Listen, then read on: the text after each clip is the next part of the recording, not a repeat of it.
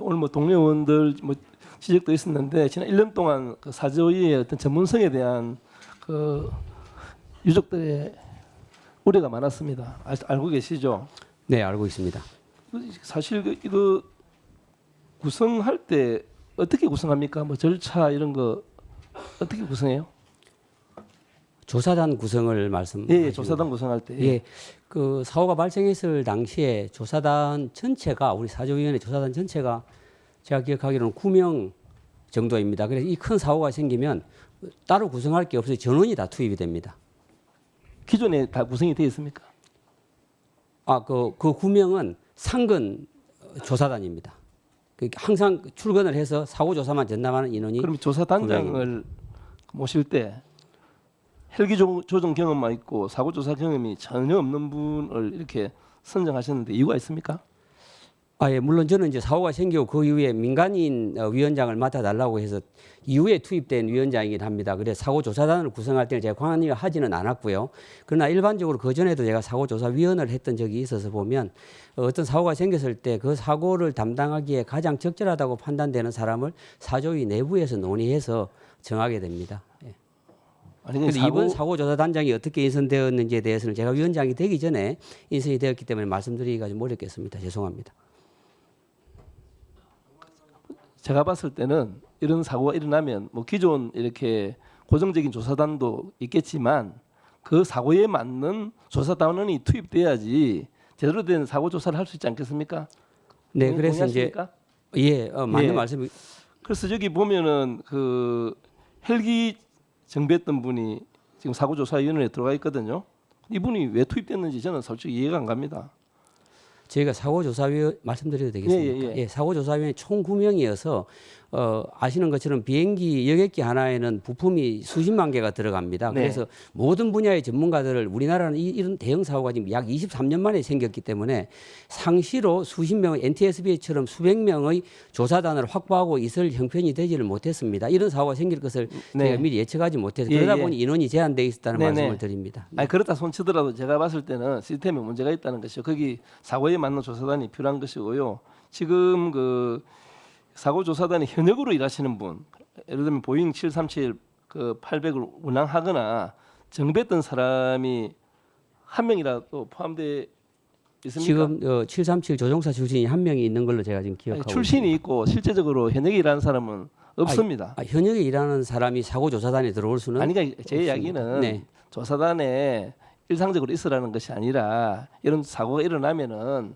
긴급하게라도 조사단에 포함시켜서 운영을 해야지 제대로 된 조사가 되지 않겠냐 이야기를 드리는 겁니다. 의원 저희가 전문가 물론 많이 부족했다는 것에 대해서는 거듭 사과를 드리고요. 다만 그 전문가 그룹들을 또 따로 저희가 활용을 하고 있음을 말씀을 드립니다. 예, 일단 그 우리 뭐 미국 NTSB 같은 경우는 그 작년 포토맥강 사고 때 실제적으로 그 조사단에 여러 어떤 전문가들이 좀 투입돼서 현직에 있는 분들이 조사단을 꾸려서 조사를 진행했거든요. 좀 그런 부분이 좀 앞으로도 좀 대안이 마련됐으면 좋겠고요. 예, 보완될 필요가 있다고 봅니다. 일단 사조위에 여기 우리 자체 공보 담당자 있습니까? 자체로 공보 담당자를 사조위가 가지고 있지는 않습니다. 예, 지금 국토부 공무원들이 그런 역할을 좀 하셨는데요. 이거 지금 그 조사 운영 과정에 이렇게 공보 담당자도 없다 보니까 계속 이렇게 독립수명이 있느냐 없느냐 이런 비판을 많이 받았거든요. 그래서 자체 공보 담당자가 필요한 것 같습니다. 일단 국무조정실장님, 예, 새로 이렇게 좀 사조위가 이렇게 그 국무조정실에서 담당하게 되면은 좀 전문성 있는 공보 담당자가 필요하다고 생각하는데 어떻게 생각하세요? 예, 적극 동의하고요. 아무래도 예. 이제 전문성이 있어야지 신뢰성도 생긴다고 생각됩니다. 이번에 사조위 예. 구성할 때 그 부분 좀 감안하도록 유족과 하겠습니다. 잘 소통하고 또 조사단 내에 이런 부분들을 좀 잘 이렇게 대국민 홍보도 잘할 수 있도록 해주시고요. 예, 그렇게 하겠습니다. 그다음에 지금 사조위가 이렇게 새로 구성될 수는 없겠지만 구성될 수도 있는지는 모르겠습니다만은 좀 전문성이 떨어진 사람 좀 빼시고 실제 좀 현역에서 제대로 좀 조사할 수 있는 사람 투입할 수 없습니까? 예, 사조위 자체를 새로 구성합니다. 새로 구성합니까? 예, 그렇습니다. 예. 그렇다면 다행이고요. 어떤 좀 공정성이 있고 좀 전문성 있는 분을 구성하실 거를 다시 한번 더 예, 당부드리겠습니다. 그렇게 하겠습니다. 예, 우리 방위각 시설과 관련돼서 우리 질의를 좀 드리도록 하겠습니다. 우리 한동철 실장님, 예, 그 기간 보고 하시면서 그 완료된 것도 있지만 아직까지 개선 중인 게 있다고 했지 않습니까? 현재 그 김해 여수공항은 올해 2월달에 완공되는 것으로 알고 되어 있는데 제주는 내년 3월에 완공하는 걸로 알고 있습니다. 왜 이렇게 늦습니까? 네, 의원님, 그 제주공항은 설계가 이미 완료됐습니다. 예, 그런데 이제 여름철에 강풍이나 해무 같은 것들 때문에 예, 그 양방향의 방해각 시설이 필요하다라는 현장의 의견들이 좀 있었습니다. 그래서 그 현장 의견을 반영을 해서 저희가 일단 공사 일정을 잡았습니다만 네, 네. 다시 한번 의견을 수렴하고 있습니다. 지금 따질 수 하여튼 있는 뭐 방법. H형 지금 철골로 돼 있지 않습니까? 예, 예. 이거 지금 뭐 하여튼 만약에 충돌하면은 비행기 찢기고 뭐 폭발할 가능성도 있는 거 아닙니까?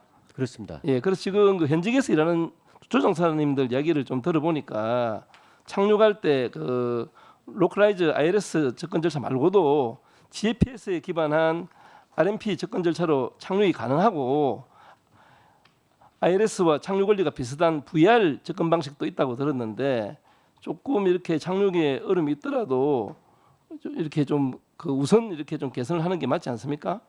예, 의원님 말씀 주신 대로 그 조종사 관제 기관들하고 그 여러 가지 접근 절차 등에 대해서 의논을 좀 하고 있습니다. 그래서 그 의논 결과를 토대로 해서 공개 단축할 수 있는 방안을 찾아보도록 하겠습니다. 그러니까 지금 김해공항 같은 경우는 긴급하게 그 에이펙 정상이 열릴 때 둔득 위험하니까 임시 안전 조치를 했거든요. 제주공항도 일단은 그렇게 안전 조치를 하고 위에 좀 대안을 수립하고 이렇게 하는 것이 저는 정상이라고 생각합니다.